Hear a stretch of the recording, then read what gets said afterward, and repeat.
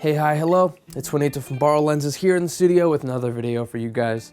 Today, we're going over one of the most versatile tools in a creator's kit, green screens. Whether you're at home trying to key yourself out of a background, or a small production company trying to save money, shooting on green screens is a fun and practical way of creatively getting around the problems of shooting on locations, and can allow you to maintain a sense of normalcy in weird times by pretending to be, let's say hosting a video from a studio when you're actually in your gross garage.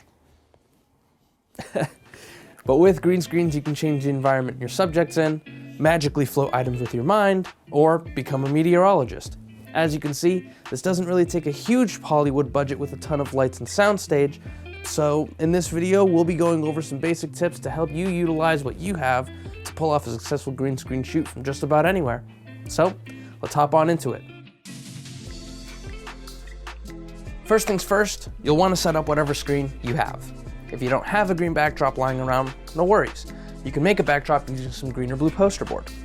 It may be a little tricky at first, but if the area you need to cover isn't all too large, you can often find pretty creative solutions to getting it behind your subject.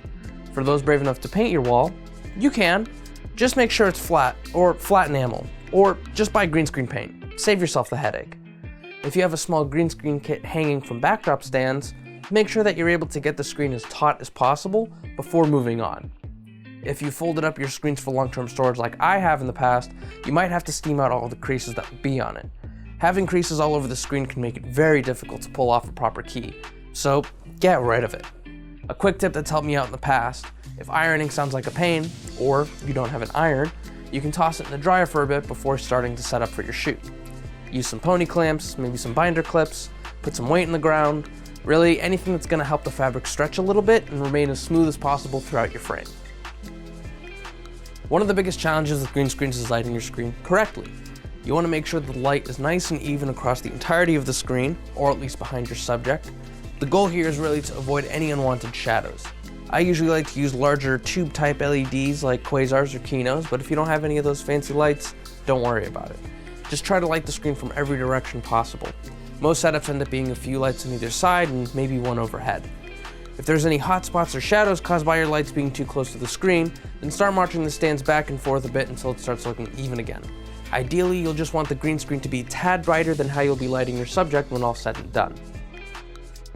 Typically, you want your subject a few feet away from the screen to avoid any green spill bouncing off of the screen onto whatever you're shooting. That's when your subject looks like they were outlined by like a weird green haze. A good rule of thumb is to stand in front of the lights that are lighting the screen, so that you aren't casting any weird shadows onto it, making your life hell when you try to key it out. I promise you, if you try to use all the lights you have to light yourself and the screen at the same time, you're gonna have a bad time. It's also a good way to know how much space you'll need to take up, because the more complicated the lighting will be for your subject, the farther away you'll need to be from the screen.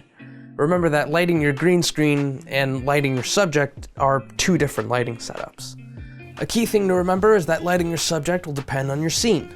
The more drastic your background is that you're keying your subject into, the more complicated the lighting setup will be. For the purposes of this video, we're just going to go over what we're doing right now, a talking head. We kept it real simple for this setup. A large light source for your key light, maybe something to fill in the shadows on your face, but most importantly, a hair light to help separate your subject even further from the green screen. Get creative with it. You can use floor lamps or can lights from the hardware store. Wax paper and shower curtains can make for great at-home diffusion solutions. Move the lights towards and away from your subject if you aren't able to make the lights dimmer. The point is to light your subject the way that suits your needs. If you're just sitting at a desk with a green screen behind you, it can only be a one light setup. But if you're doing the same thing for narrative purposes, it could be 20. It all depends on your project, but this is where you can be experimental and find fun and different looks. Lighting is subjective, but it can be the deciding factor in getting the kind of results that you need.